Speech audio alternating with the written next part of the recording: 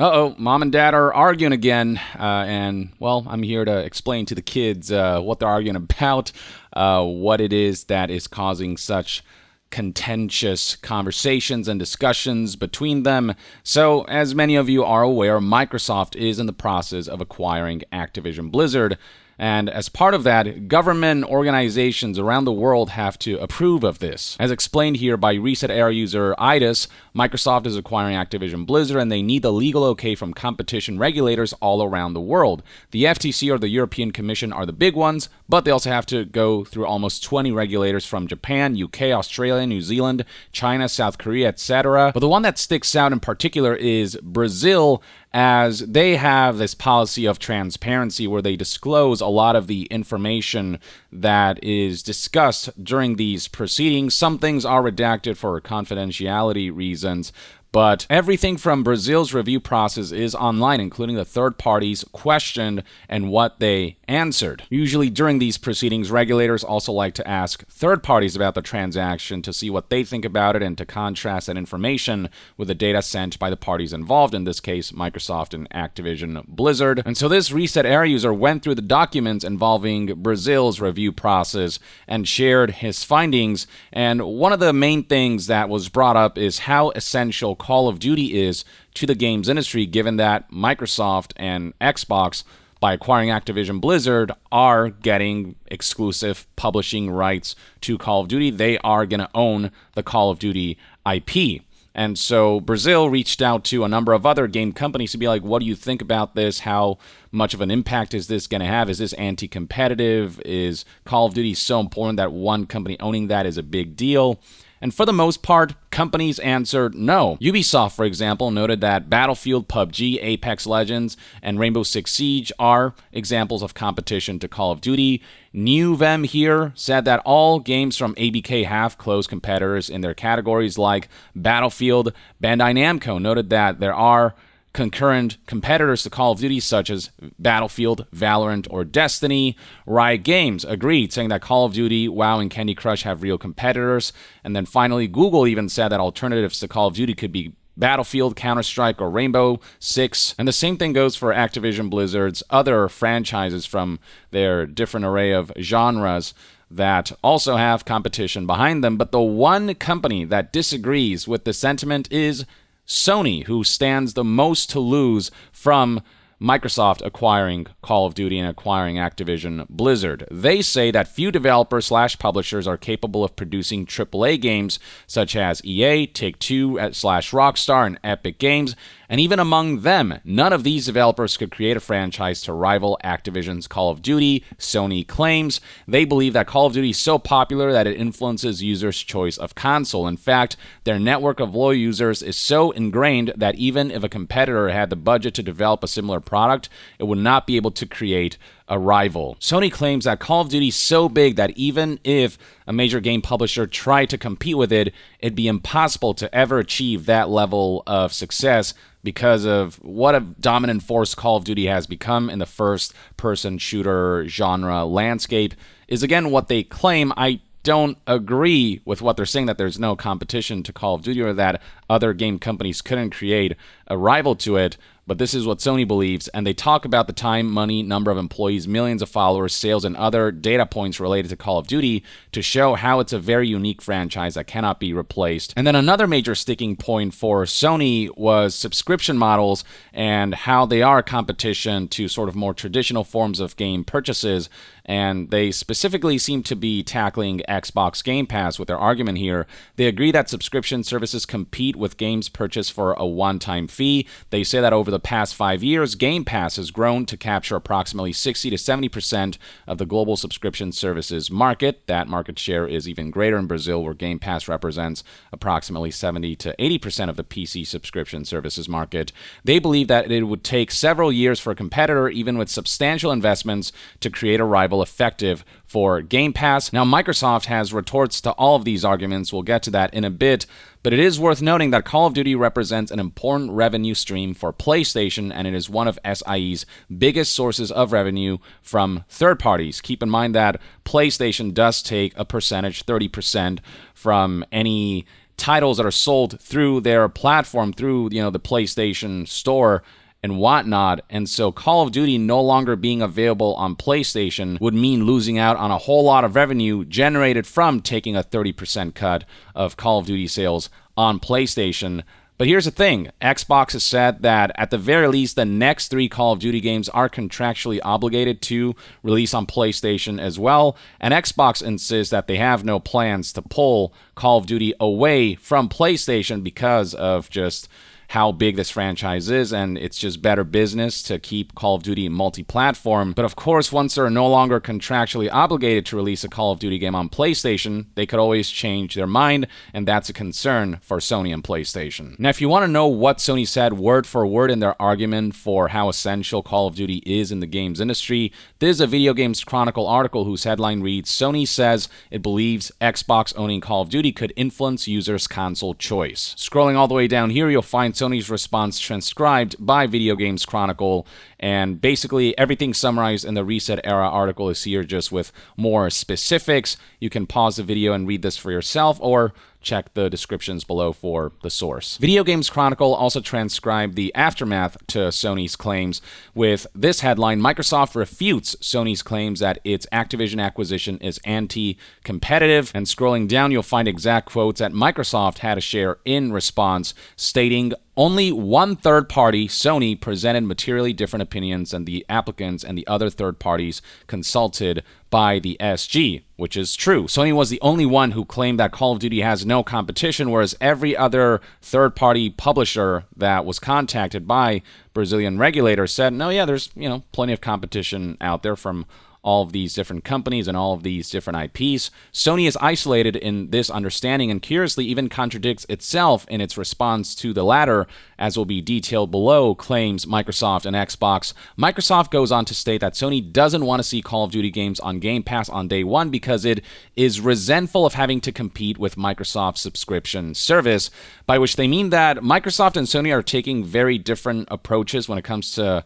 how they see the future of gaming playing out. For Microsoft, their main platform right now is Game Pass, and the Xbox consoles that they sell are a vehicle towards trying to get more people towards subscribing to Game Pass so they have all of these games accessible, especially first-party games on day one, at that, making for a compelling subscription proposition, whereas PlayStation is hard set on, pay us a one-time fee of $60 to $70 and buy this game from us, and their games aren't available on day one on PlayStation Plus subscription. They are all about the traditional, more established form of game release that is currently set in place. And whereas Microsoft is all about expanding Game Pass to as many platforms and consoles and hardware as possible, for Sony and PlayStation, it's all about you can only play PlayStation games on PlayStation platforms and consoles, and maybe PC a few years after a game's launch on PlayStation consoles. And Microsoft is trying to shift the paradigm of that by offering a subscription that they believe is more compelling than traditional game purchases, though they're also selling games traditionally as well, but making Game Pass a companion, another way for customers to be able to consume gaming content. And so Microsoft's argument is that they're resentful of us trying this new thing and that it's working. They're claiming that Sony's making all of these excuses because they're feeling the heat of Game Pass as a tangible competition to Sony and PlayStation's model. Microsoft and Xbox continue. Sony's public statements on subscription games and its response to the SG's letter are clear.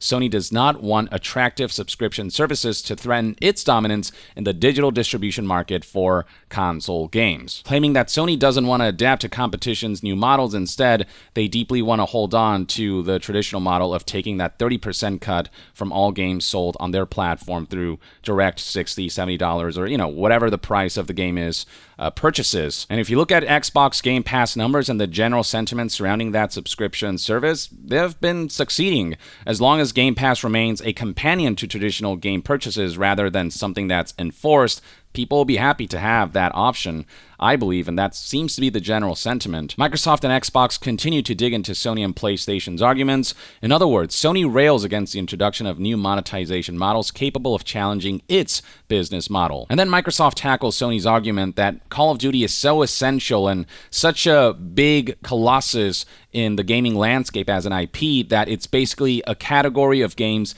in itself.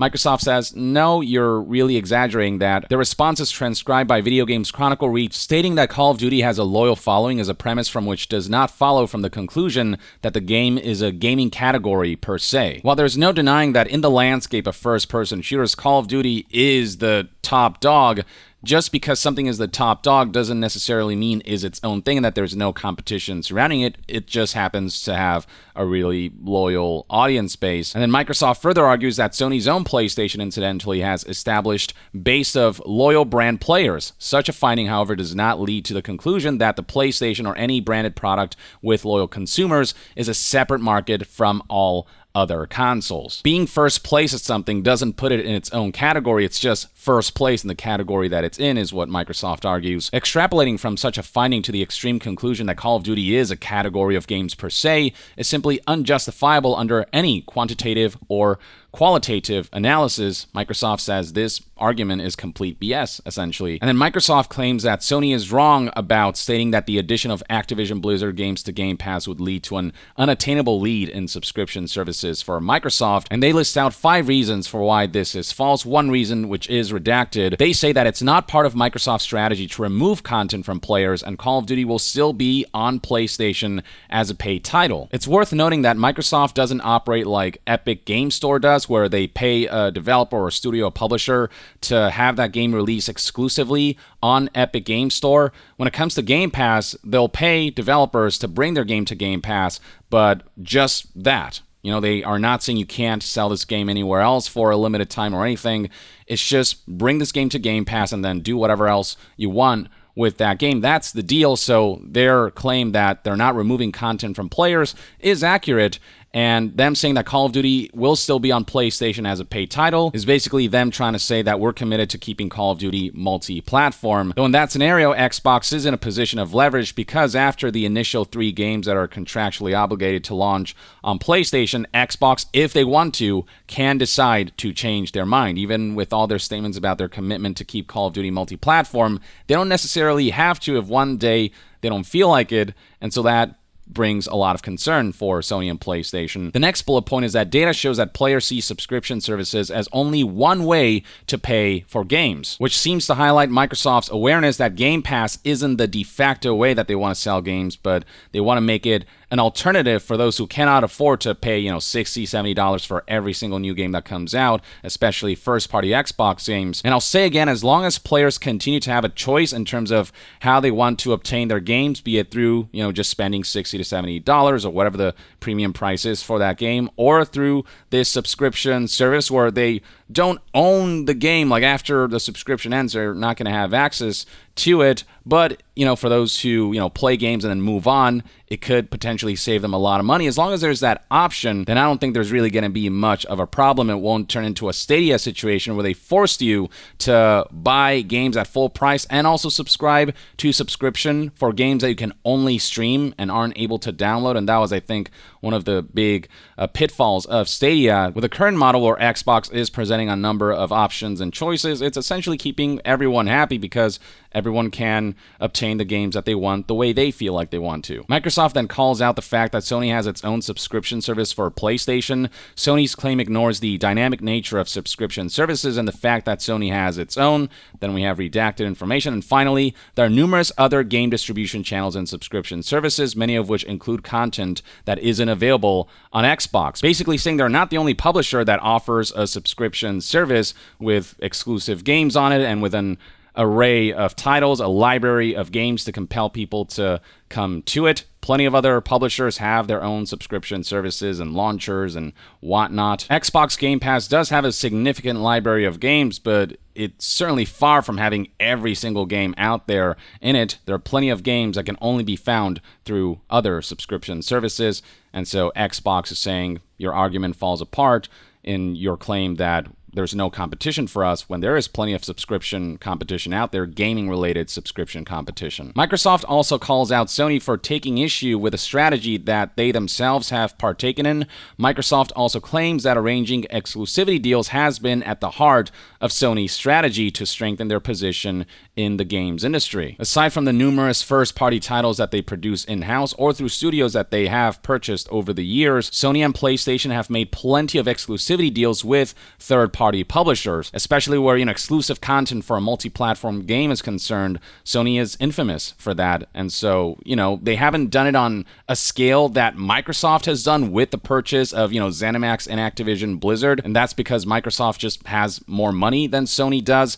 But Sony has partaken in such similar strategies, and if they had the money that Microsoft does, I would bet that, yes, Sony would also attempt similar deals and acquisitions and would be as aggressive as Microsoft is being right now if they felt like they were falling behind. And with Sony having the rights to major IPs like Spider-Man, they've certainly leveraged that by creating their own exclusive Spider-Man game that is out on nowhere else but PlayStation platforms, which has been a huge driver of sales for both the game and its platform. So Microsoft and Xbox are saying, Sony, you have been competing in the same way as well. We're not doing anything different. And then here's a quote that indicates that Microsoft has no long-term plans to make Call of Duty an Xbox exclusive to make it not multi-platform. Microsoft claims that not having Call of Duty games on PlayStation wouldn't make business sense because it would only be profitable if enough people jumped over to Xbox to make up for the money lost from not selling PlayStation copies. Now, on top of all of these counter-arguments, Microsoft has also accused Sony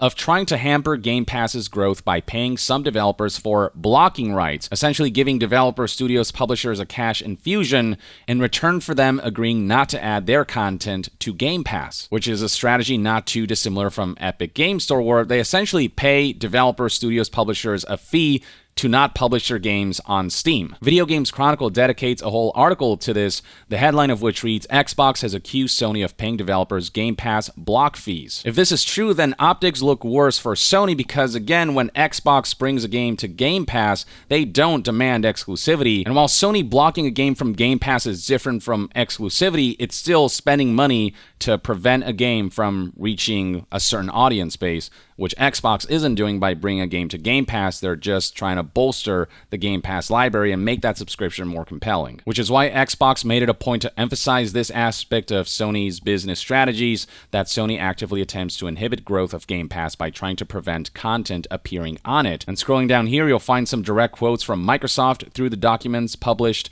in this proceeding, considering that exclusivity strategies have been at the core of Sony's strategy to strengthen its presence in the games industry, and that Sony is a leader in the distribution of digital games. Sony's concern with possible exclusivity of Activision's content is incoherent, to say the least. They're basically accusing Sony of being hypocritical. It only reveals once again a fear about an innovative business model that offers high-quality content at low cost to gamers, threatening a leadership that has been forged from a device-centric and exclusivity-focused strategy over the years. Indeed, Microsoft's ability to continue expanding Game Pass has been obstructed by Sony's desire to inhibit such growth. Sony pays for blocking rights to prevent developers from adding content to Game Pass and other competing subscription services. They're basically saying, Sony, you're accusing us of trying to inhibit competition when you have taken active steps to that end, to inhibit Game Pass itself. Last but not least, Video Games Chronicle transcribed a quote from elsewhere in the document as follows, stating that Microsoft claimed that Sony does not want attractive subscription services to threaten its dominance in the digital distribution market for console games.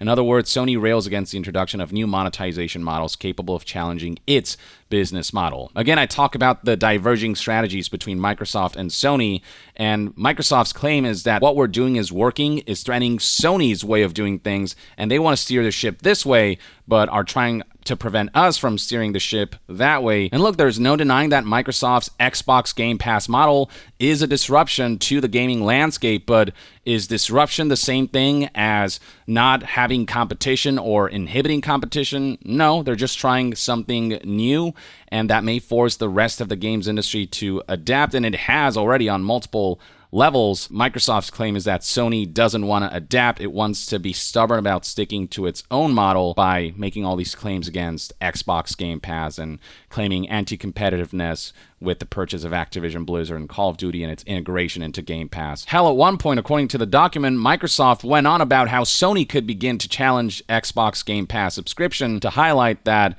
this isn't some monopoly or anti-competitiveness, stating, quote, Sony could be able to leverage the high quality of their first-party games even more by making them available on PlayStation Plus at launch day. That would certainly make PlayStation Plus a much more compelling proposition. While PlayStation Plus did recently get an upgrade with different tiers that give you access to different things, the reception surrounding that was mixed because a lot of people just find Xbox Game Pass and what that has to offer for its low fee to be far more compelling than Sony's current PlayStation Plus offering, even though it does offer some really neat benefits.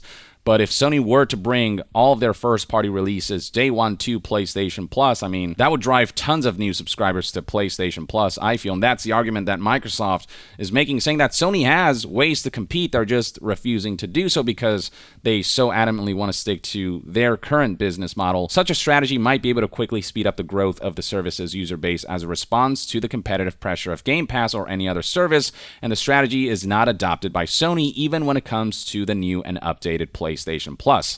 Such a move by Sony could make PlayStation Plus even more attractive in order to be able to rival eventual strategies by competing game publishers to the benefit of gamers. So Microsoft is saying, Sony, you have cards you can play against us in our Xbox Game Pass service. Ergo, Xbox Game Pass is not dominating the subscriptions market. It's just Sony's just being stubborn about their specific way of doing business. Microsoft's saying, hey, that's your choice, but that doesn't make us anti-competitive, especially when, even aside from Sony, plenty of other companies have gaming-related subscription services and things that Microsoft doesn't offer through Game Pass. So competition is there, Microsoft says. Now, I don't think Sony has formally responded to Microsoft and Xbox's counter-arguments quite yet. As for what my general thoughts are here, I think Microsoft and Xbox had stronger points to make here. I don't think Sony is correct when they say that there's no competition against Call of Duty or Xbox Game Pass. I think plenty of companies out there are capable of competing against Microsoft's gaming ventures, and PlayStation and Sony still have a strong lead, I feel, in terms of the rate at which they release so many compelling games. And the games is really where it's at. That's what matters more than anything. A subscription service, a platform, a console means nothing without the software to back it. And PlayStation is on a roll on that front. And so Sony, I think, is still in a pretty healthy place. But at the same time, Sony and PlayStation are concerned that Microsoft is gaining ground and leveraging their huge amount of resources and money to make these purchases that stand to make Microsoft and Xbox more competitive to PlayStation. Now, while I do agree that there are arguments and discussions to be had about the consolidation of gaming companies and how only a select few major corporations seem to be on their way to owning basically everything, which I don't think is necessarily a great future for certain studios and certain publishers like Activision Blizzard, I'm glad that they got purchased by Microsoft because that publisher has been run so poorly. Microsoft coming in there and offering maybe a new set of leadership or offering some oversight over Activision Blizzard could benefit the future of that conglomerate. In terms of whether I think Call of Duty is as important as Sony is claiming it to be, I genuinely don't believe that to be true, and I don't believe that Xbox Game Pass is just so dominant right now that there's no way for PlayStation to respond. PlayStation has means of responding. They just want to stick to their model so badly and just don't feel comfortable about the way Xbox Game Pass may potentially threaten that. But we'll see how all of this ultimately develops. Again, I still think PlayStation is in a pretty good place so long as they keep killing it with the incredible games that they make. You know, that's where ultimately the competition's at, because people subscribe and buy gaming platforms and subscriptions and consoles to play the games. And so long as the games are good, people are willing to go through whatever business model it is that's presented, as long as it's fair enough in its pricing and the way it treats customers. But that's one man's take on this whole back and forth between mom and dad, and that's everything you need to know, kids. Let me know in the comments below what your thoughts and opinions are on this back and forth that's been going on amidst the Microsoft acquisition of Activision Blizzard. And to be further updated on all things gaming news, reviews, and discussions, stay tuned right here on Young Yeah. I'll see you guys next time. Young out.